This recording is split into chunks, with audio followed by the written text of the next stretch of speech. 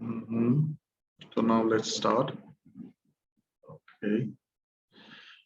तो आज हम आपका करेंगे मतलब स्ट्रेन एनालिसिस जो कि आपके 1.3 में है, तो उसका हम करेंगे. तो the first question is why do we perform strain analysis. हम स्ट्रेन एनालिसिस करते क्यों हैं, या टेक्निक्स कौन सी हैं, ये सब हम आज पढ़ेंगे. But before that just why do we perform strain analysis. तो 3-4 मकसद हैं जो कि आपको अंदाजा हो गया होगा अब चूंकि हमने अपनी क्लासेस पढ़ ली है.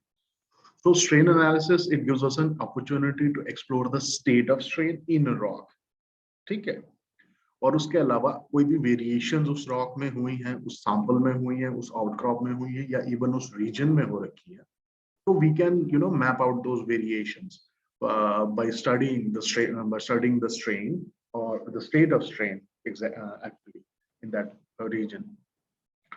तो जो कि जिन्होंने मेरी पहली क्लास पढ़ी होगी उनको पता होगा कि हम डेटा कलेक्ट करते हैं, उनका एक तरीका होता है किस तरीके से करते हैं, बस वही सब हमारा एनालिसिस के काम में आता है.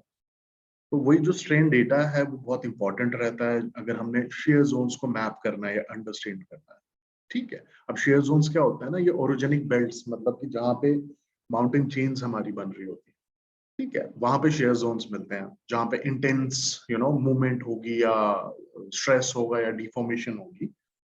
तो उसी शेयर जोन्स के जो भी हम आगे शायद आपकी क्लासेस में है, शायद दूसरे या तीसरे यूनिट में से रहेगा, वहां पे हम डिटेल में शेयर जोन्स के बारे में पढ़ेंगे.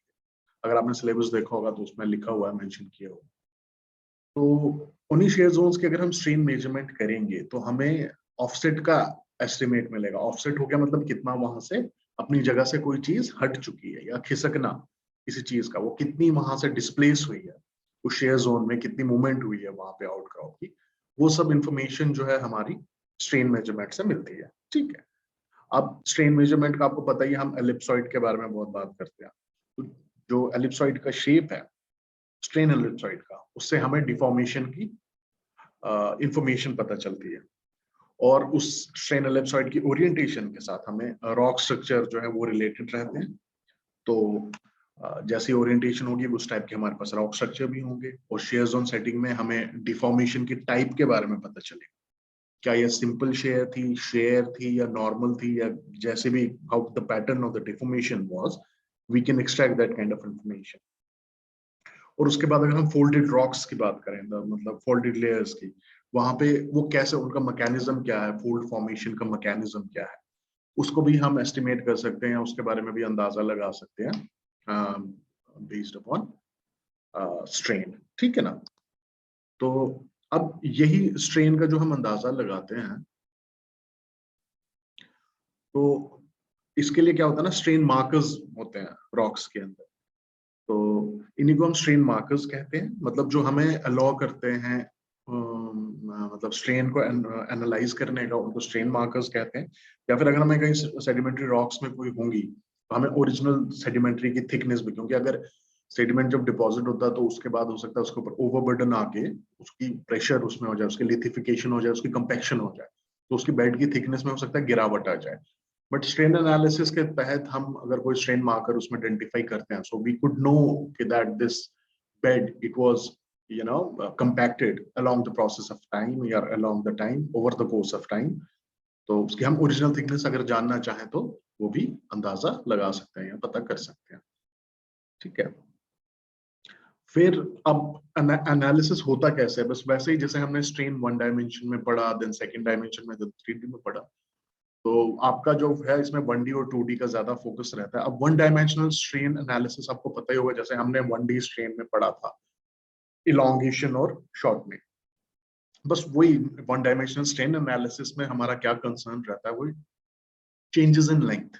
ठीक है. तो चेंजेस इन लेंथ को नोट करना, and this is perhaps the simplest form of strain analysis. ठीक है. And those objects who reveal the state of strain in a deformed rock are known as strain markers.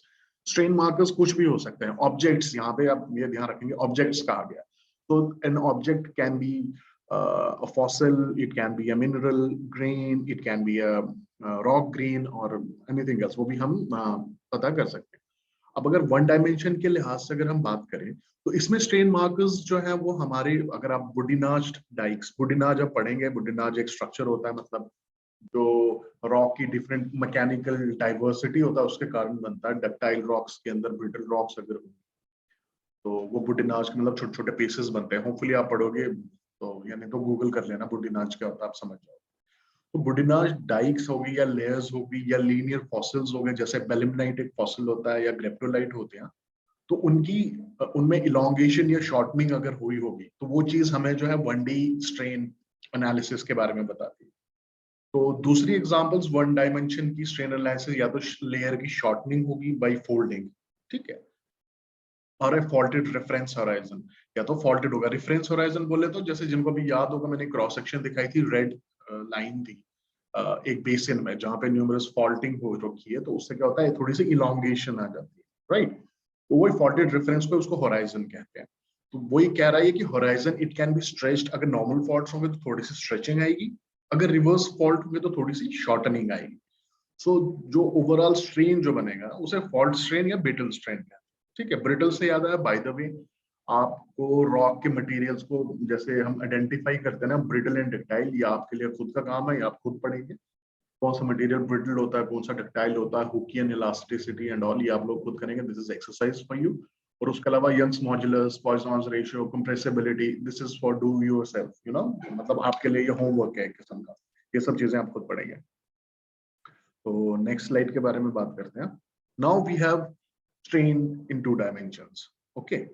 अब 2 dimension में हम strain analysis के क्या करते हैं, we look for sections that have objects of noun initial shape और contain linear markers with a variety of orientations, ठीक है। हम ऐसे ऑब्जेक्ट्स को लेते हैं जिसमें इनिशियल शेप का भी पता हो हमारे, उसके बारे में हमें नॉलेज हो, और उसके अलावा लीनियर मार्कर्स के बारे में भी पता हो, अलग अलग ओरिएंटेशन के। अब कौन कौन से ऐसे रहते हैं, तो आपके कॉन्ग्लोमरेट आपने देखी होगी, रॉक जिसमें बड़े बड़े पेबल्स एक फाइन ग्रेन मैट्रिक्स में रहते हैं, तो conglomerates can be an effective strain markers.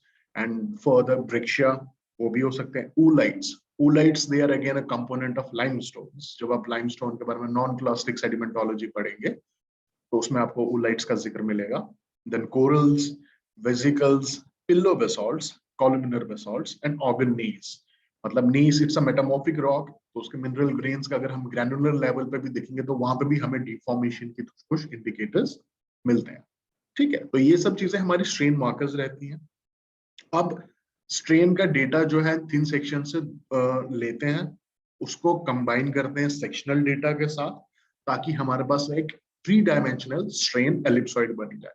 क्योंकि जब हमारे पास एलिप्सॉइड आएगा तो हमारे पास प्रिंसिपल स्ट्रेस डायरेक्शंस वगैरह वो सब हम बता सकते हैं, स्ट्रेन की डायरेक्शंस पे भी हम बता सकते हैं स्ट्रेस एलिप्सॉइड के वजह से, ठीक है। तो जो सामने आपके फिगर है राइट पे, ये आप देख लो, अगर इसका आप कैप्शन भी पढ़ोगे तो ये बेलिमनाइट के फॉसिल्स हैं 2। एक फॉसिल में जो है उसमें स्ट्रेचिंग हुई है और दूसरे में थोड़ी सी बेंडिंग सी हुई है, ठीक है ना। तो अब आप ये खुद ही देख लो, ये हमारी 2 डायमेंशनल जो स्ट्रेन मार्कर्स हैं उनकी एग्जांपल है, राइट। अब हम आगे चलते हैं अगली स्लाइड। नेक्स्ट इज, अब ठीक है, स्ट्रेन के बारे में पता चल गया कि 1 डायमेंशन एंड 2 डायमेंशन, 3 डायमेंशन का आपको करने का जरूरत नहीं है। तो कोई लोग रिक्वेस्ट्स भेज रहे हैं बीच बीच में, ओके, ऑलराइट। तो अब स्ट्रेन डायमेंशंस इन 2 डायमेंशंस, अब बात आती है आप इसको मेजर कैसे करोगे, ओके। अब मेजर कैसे करते हैं, हम क्या करते हैं, एंगल्स में चेंज देखते हैं, ठीक है ना।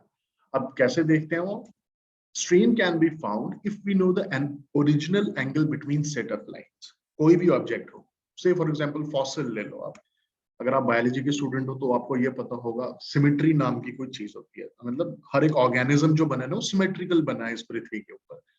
किसी ऑर्गेनिज्म की रेडियल सिमेट्री होती है, किसी ऑर्गेनिज्म की बाइलेटरल होती है। अब बाइलेटरल क्या होती है, अगर आप एक इंसान को ना बीच में से काटो, देख लो दोनों उसकी मिरर इमेजेस बनेगी, एक हाथ एक टांग एक तरफ, दूसरी तरफ भी एक हाथ एक टांग, so we have a bilateral symmetry. ऐसे ही फॉसिल्स में जब हम देखते हैं orthogonal set of line, 2 lines जो आपस में ऑर्थोगोनल रिलेशनशिप है, मतलब 90 डिग्री का एंगल बना। तो डिफॉर्मेशन के केस में हम ये एज्यूम करते हैं कि वो ऑर्थोगोनल लाइंस जो है वो चेंज नहीं होंगी अगर डिफॉर्मेशन नहीं हुआ है, एनी चेंज एंगुलर रिलेशनशिप, मतलब उस ऑर्थोगोनल जो उनका रिलेशनशिप है आपस में दो लाइंस का, उस 90 डिग्री में एंगल में अगर कुछ भी चेंज आया, कुछ भी वेरिएशन आया, that gives us an indication of a deformation episode. ठीक है, अब वही ये यहाँ पे टेक्स्ट में भी बताता है कि original angular relation between structures जैसे dykes, foliation and bedding are sometimes found in both undeformed and deformed states, मतलब आउटसाइड और इनसाइड अ डिफॉर्मेशन। या तो फिर अलग केसेस में ऑर्थोगोनल लाइंस ऑफ सिमेट्री जो मैंने अभी बात करी, जो अनडिफॉर्म्ड फॉसिल्स में रहता है। ठीक है, तो जैसे ट्राइलोबाइट्स हो गए, ब्रेकियोपॉड्स आ गए, वार्म बरोज हो गए। ठीक है, इनको हम एंगुलर शेयर को डिटरमाइन करने में in sedimentary rocks we can use them. And how do we use them? देखो उसी की हम बात करते हैं। यहाँ पे राइट पे आपने ये फिगर देखा होगा, फिगर नंबर 8। अनडिफॉर्म्ड है, एक ब्लू कलर का लाइन है, एक रेड कलर का लाइन है। ठीक है, ये सिमेट्रिकल जो है वो खींची गई है, जैसे सेंटर वाली लाइन एक और दूसरी इसके 90 डिग्री एंगल है ना, और ऑर्थोगोनल रिलेशनशिप है बीच में, ऑर्थोगोन बाय ऑर्थोगोन वी मीन 90 डिग्री। अब यही चीज डिफॉर्म हुई है, इसमें थोड़ी सी शेयरिंग हो गई है। ब्लू वाली लाइन ऐसे ही है, रेड वाली लाइन जो है उसका रिलेशनशिप चेंज हो गया, और कितने एंगल से चेंज हो गया, काई, जो हमने क्लास में भी पढ़ा था, तो शेयरिंग। तो this deformation gives us the state of sharing. अब यही चीज इसने टेक्स्ट में भी लिखी है, और नीचे बी में आप देखोगे ये ओरिजिनल फिगर है कि कैसे। ठीक है, नॉर्मली इन दो लाइन का 90 डिग्री होना चाहिए, बट नहीं है, तो जितना भी वो डिविएशन है दैट इज काई and that denotes a local angular share.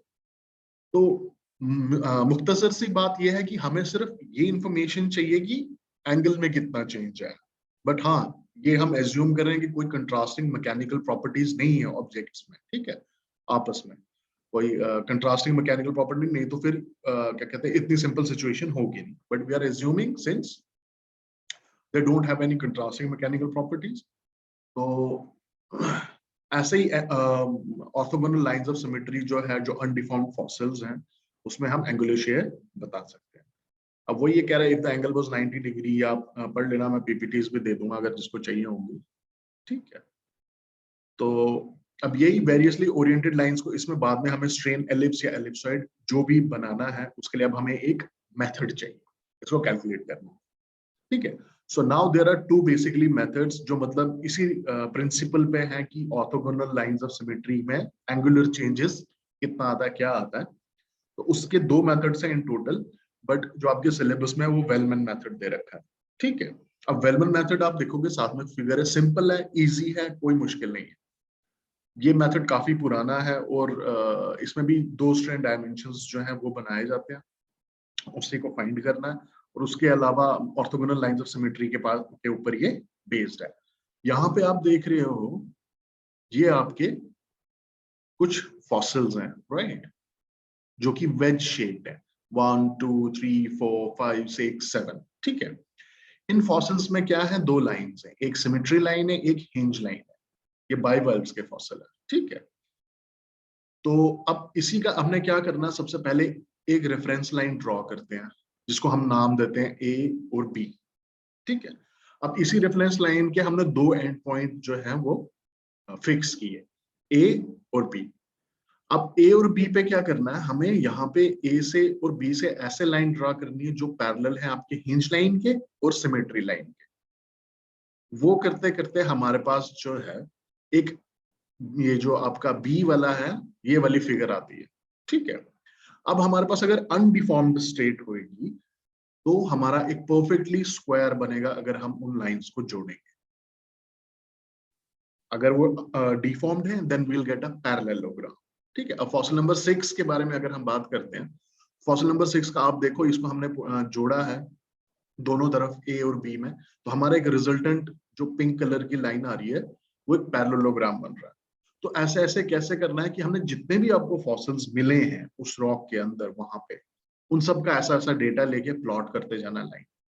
So at the end of the day आपने क्या करना है, आपने उन सारे पॉइंट्स को एक एनवेलप की तरह बाहर जोड़ना है, तो आपको पिंक कलर का लाइन बनता है जो कि आपका एलिप्सॉइड बना है। ठीक है, समझ में आया?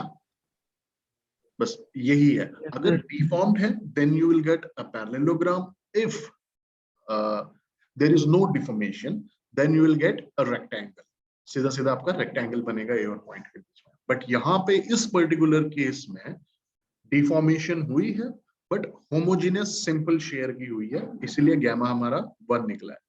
तो इसे कोएक्शियलिटी वगैरह का वो हमारे पास डिटेल नहीं आती है, बट इतना सा हमारे पास एक वेलमन मेथड क्या है वो बस यही है। इसके अलावा ये लास्ट स्लाइड थी, तो आपको प्रेफर्ड रीडिंग जो है वो हैकेनफॉसन करनी है, उसी में सारा कुछ दे रखा है। और कोई अगर कोई सवाल है तो वो पूछ सकते हो। आज के लिए बस इतना सा ही है लेक्चर था, क्योंकि आप सर वो फीलिंग थोड़ा थोड़ा ठीक है ना। मोर्स डायग्राम भी थी सिलेबस में। हाँ, मोर्स डायग्राम। मोर्स डायग्राम वो कल करेंगे। Okay okay. मोर्स डायग्राम हम कल करेंगे, ठीक है। तो इसमें कोई अगर क्वेश्चन है तो वो आप पूछ सकते हो। एनालिसिस, स्ट्रेन एनालिसिस का कैसे करते हैं, कोई सवाल नहीं। सर प्रैक्टिकल है आज?